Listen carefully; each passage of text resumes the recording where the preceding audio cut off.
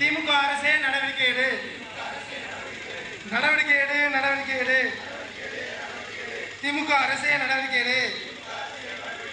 அஞ்ச மாட்டோம், அஞ்ச மாட்டோம். பிரபாகரனின் பிள்ளைகள் அஞ்ச மாட்டோம். சீமானின் தம்பிகள் அஞ்ச மாட்டோம். இதே அந்த கொலை வழக்கை வந்து 6 தலைமுறை கொண்டு நாங்க தேடிக்கிட்டு இருக்கோம், கொலையாளிகளை தேடிக்கிட்டு இருக்கோம் சொல்றீங்க. இதே நாங்க எங்க நாம் தமிழர் கட்சி பிள்ளைங்க யாராவது மீன்ஸ் போட்டாலோ இல்ல ட்விட்டர்ல ஏதாவது கருத்து சொல்லிட்டாலோ வளைச்சு பிடிக்கிறது, பிடிச்ச போய் அரெஸ்ட் பண்ணி போட்டுறது. ஆனா இங்க கொலை நடந்துச்சு, அந்த கொலையை வந்து கண்டுபிடிக்கிறதுக்கு 6 தனிப்படை. ஏன் உங்களால் அவர் இங்க கொலை பண்ணிட்டு ரத்த கொலையோட கார்ல ஏறி போறாரு, 1 மணி நேரத்துல உங்களால பிடிக்க முடியாதா? தமிழக காவல் வெக்கமான இருந்தாதான் அது வலிக்கும். நாம் தமிழர் கட்சி பிள்ளை நினைச்சிடாத, நாளைக்கு உனக்கு இதே நிலைமை வரும். அன்னைக்கு கேட்கறதுக்கு ஆள் இருக்காது. அன்னைக்கும் இதே நாம் தமிழர் கட்சி பிள்ளை கத்தம். இப்ப நியூஸ் 7 செய்தி தொடர்பாளர் அவருக்கு ஆனதுக்கும் கண்டிச்சு போட்டோம். இதுக்கு முன்னால தூத்துக்குடியில கிராம நிர்வாகிய உள்ள அவருடைய அலுவலகத்துக்குள்ள வச்சு வெட்டினேன். கேட்க நாதி இல்ல, மறந்து போயிட்ட. நீ போ, டீ கடை டீ குடி, நியூஸ் பேப்பர் பாரு, ஐபிஎல் பாரு, கேலோ இந்தியாவை போ, நீ என்ன வேணாலும் பண்ணு. ஆனா ஒரு நிமிஷத்தை மட்டும் நல்லா யோசிச்சுக்க. இன்னொரு முறை இந்த வாய்ப்போ இந்த விசிட்டமோ கொடுத்துட்டீங்கன்னா கத்துற கூட நாதி இருக்காது, கருவத்தை போட்டுருவாங்க. நல்லா பாத்துக்கங்க. இத வந்து சும்மா பேசுறோம், கடத்துறோம், போறோம் நினைக்காத. உனக்கான ஆட்சி அமையணும் அப்படின்னா இந்த விஷயத்தை நீங்க அடுத்த கட்ட நடக்குங்க. நாங்களும் விட போறதா இல்ல. நாம் தமிழர் கட்சிய இந்த அண்ணனுடைய படுகொலைய கட்டாயமா அதுக்கான ஒரு தீர்வு கிடைக்காம விட போறது இல்ல. 2 பிள்ளை, பெண் பிள்ளை, அதையும் யாருக்குமே புரியல. உங்க அண்ணனோ உன் தம்பியோ இதே மாதிரி ஒரு சூழ்நிலை அடிபட்டு கிடந்துட்டானா இப்படிதான் ஓரமா நின்று கவனிச்சுட்டே இருக்கியா? இல்ல உனக்குள்ள இருக்க ரோசம் தட்டி எழுப்பப்படுமா? அதை மட்டும் புரிஞ்சுக்க. இன்னொரு முறை இத எங்களுக்கு நடந்தாலும் சரி, உங்க ஊருக்காரங்க நடந்தாலும் சரி, இதே எண்ணத்தோட தான் நீங்க செயல்படுத்த போறீங்க. பரவாயில்ல, அதுக்கான செயல் திட்டங்களை நம்ம விரைவா செயல்படுத்துவோம். ஒன்றா இணைஞ்சு நாம் தமிழரா இருப்போம். நாம் தமிழர் என்பதை எனது அன்பார்ந்த மக்கள் சிந்திக்க. நான் என்னுடைய பெரும்பான்மையான வயது, அதாவது பள்ளி பருவத்தை இதே கிறிஸ்தவ பள்ளியில படிச்சவன், முழுக்க முழுக்க பைபிளை படித்தவன் என்ற முறையில நான் சொல்றேன்.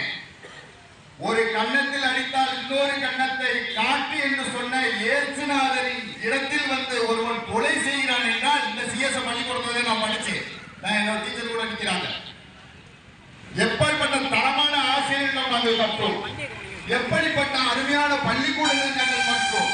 அங்கே ஒரு தோட்டம் இருந்துச்சு, சிஎஸ் பள்ளிக்கூடத்தில் படித்தா அவன் ரொம்ப ஒழுக்கமானவனா இருக்கான். அடிவடிக்கு போவதும் இல்லை, ஒருபோதும் நாங்கள் சும்மா விட போவதும் இல்லை. நினைச்சுக்கிட்டு எவ்வளவு இருக்கு நாங்க இங்க செஞ்சுட்டா நீ ஆம்பல இந்த இடத்துல வந்து நின்றுடா, இந்த மானாமதுரையில வந்து நின்றுடா, இந்த சிவகங்கை மண்ணில வந்து காலை ஊண்டிடா. பிரபாகரன் யாரு, வெள்ளாச்சியாரோட பேரங்க யாரு, வந்தவாண்டியரோட பேரங்க யாருன்னு உனக்கு காட்டிருப்போம்டா. நீ உன ஒரு அப்பாவைய கொண்டு விட்டு ஓரமா நின்றுட்டா உனக்கு எல்லாம் முடிஞ்சு போச்சு. எப்ப ஏற்பட்ட இடம் உனக்கு கொலை செய்யறதுக்கு இடம் கிடைக்கல, உனக்கு வெட்டுறதுக்கு இடம் கிடைக்கல. ஒரு தேவனுக்குள்ள மாதாவின் சிலையை அடித்து கொண்டார்கள் என்றால் இவர்களுக்கு என்ன இருக்கிறது? இவர்களுக்கு சமூக நீதி பேசுவதற்கோ. அண்ணன் சேவையர் அவர்கள், கன்னியாகுமரி மாவட்ட தக்கலை ஒன்றிய தலைவர் சேவையர் அவர்கள் கொலை செய்யவில்லை, கொள்ளையடிக்கவில்லை, ஆட்டு மணலை திருடி விற்கவில்லை, கான்ட்ராக்டர் என்ற பெயரிலே ஊழல் செய்யவில்லை, லஞ்சம் வாங்கவில்லை. இதையெல்லாம் செய்பவனை கேள்வி கேட்டார். இதுதான் அவர் செய்த தவறு. முடிச்சுட்டாங்க. முதல்ல கொலைனா கொஞ்சம் அப்படியே ஒரு இரவு நேரங்கள்ல ஆட்கள் இல்லாத இடங்கள் அப்படி இப்படி இருந்துச்சு. இப்ப அப்படிலாம் இல்ல, பட்டப்பகல எல்லாருக்கும் முன்னாடி விரட்டி. அப்ப என்ன சொல்ல வரீங்க? இந்த தைரியம் எப்படி உங்களுக்கு வருது? இன்னும் 2 நாளைக்கு முன்னாடி நம்ம பார்த்தோம், ஒரு ஊடகவியலாளர் ரோட்ல விரட்டி மட்டும் கேட்கவில்லை. கன்னியாகுமரியில் இருந்து கனிம வளங்களும் அங்குள்ள கல்குவாரிகளும் கேரளாவில் உள்ள விழிஞ்சல் துறைமுகத்திற்காக, அதானியின் விழிஞ்சல் துறைமுகத்திற்காக வெட்டி எடுத்து கொண்டு போகப்பட்டுள்ளது. அதனை கண்டித்து பல முறை அவர் வந்து போராட்டத்தை முன்னெடுத்துள்ளார். அதை மறைக்கவே, அதை இவர் இடையூறாக இருக்கிறார் என்பதை தெரிந்தே இந்த கொலையை திட்டமிட்டு செய்துள்ளது. ஆக இது தெரிந்தே திட்டமிட்ட ஒரு கொலை நாடகம் என்பதை இங்குள்ள அவருக்கு அறிவுறுத்த விரும்புகின்றோம். இழந்து வாழக்கூடிய அந்த குடும்பத்திற்கு சரியான நீதியை கொடுங்கள் என்றுதான் கேட்கிறோம். ஒரு கிறிஸ்தவ பாதிரியார் சகாயம் அவர்கள் பேசுகிறார்கள், மிகுந்த மனவேதனையோடு பேசுகிறார்கள். கடந்த 2000 ஆண்டு காலத்திலே இது போன்ற ஒரு கொடூர சம்பவம் எங்களுடைய கிறிஸ்தவ மதத்திலே நடக்கக்கூடாது. அதற்கு வருகின்ற நாடாளுமன்ற தேர்தலில் மக்கள் ஆளும் திமுக அரசுக்கு சரியான பாடத்தை புகட்ட வேண்டும். அண்ணன் சேவியகுமாரி மரணத்திற்கு நீதி கிடைக்கும் வரை எங்களுடைய ஆர்ப்பாட்டம் தொடரும். தற்போது கைதாகியுள்ள பாதிரியார் மற்றும் இன்னும் தலைமறைவாகியுள்ள நீங்க என்ன ஆக போறீங்கன்னே தெரியாது. கலைஞர் பேர் என்ன? நீ பஸ் ஸ்டாண்டுக்கு கலைஞர் பேரு.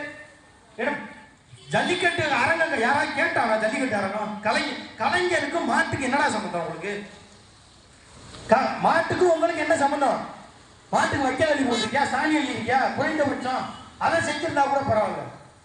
ஜல்லிக்கட்டை கூட ஒரு பசுமாடு வளர்த்திருக்கியா நீ? ஐயா ஸ்டாலின் அவர்கள் மனைவி என்ன பசுமாடு கோவிலா சாமியா கும்பிட்டு